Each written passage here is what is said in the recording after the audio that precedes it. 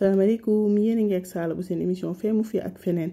tey nag ay ailes de poulet laa leen indil croustillant neex saf mais sàpp sax bu ko defee gis nga ko commencé naa ci épices yi xorom poobar épices viande épices Knorr lii sauce aigre douce la neex la def bay bëgg a dee sauce soja tuuti moutarde de miel mënta ñàkk bu ko defee gis nga ko ma laal ci tuuti paprika fumé daal ciy def tuuti épice barbecue gis nga ko noonu daal ciy laal tuuti ketchup bu ko defee nag daal ciy def tuuti dawlin daal di mariner mélanger ba mu homogène voilà ku mu neex te mën nga ci sànni ail en poudre bu fekkee danga cee taayee la def nokkos boo ci defee ail en poudre rek bu ko defee le tour est joué mais gis nga man comme que amoon naa tuuti nokkos bu saf aay ma laal ci tuuti gis nga ko mariner ko ba mu fatt taraj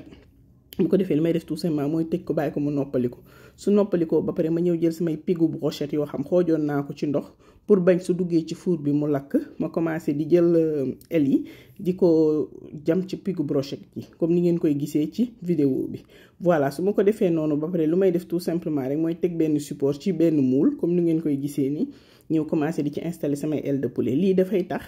ndox bi nga xam moom la ginaar yi di génne du laalaat ginaar bi bu ko defee sa ginaar dafay wow kongu ñeex bi muy génne ngay jël ak marinade bi nga desaloon rek di ko badigeonner comme ni ngeen ko gisee nii noonu laa ko doon defee bi mu nekkee ci four bi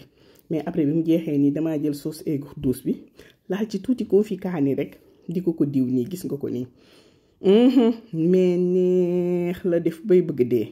bu ko defee nii say ailes duñu trempé duñu tooy di nga am ailes yu croustillant yu neex yu doore mais à souhait jëlal ma lii nag mënta ñàkk sama digganteeg yéen xoolal ma lii xam nga ni lii rafet na bay bëgg dee te nu mu rafetee noonu la neexee noonu la safee ayca gis nga ko noonu ma daal di leen koy wëlbatil tamit ngeen gis ni que ni boo leen koy togg boo demee ba ci digg ba da ngay wëlbati di badigeonner di jëlaat ndox eau de cuisson bi muy génne di ko badigeonner bu ko defee recto verso yépp ay doore yépp ay rafet voilà léegi nag mënta ñàkk sama diggante yéen chaque jour ma wax leen ko ma daal di leen koy ñamal xam nga ni aile de poulet yi tendre na macha allah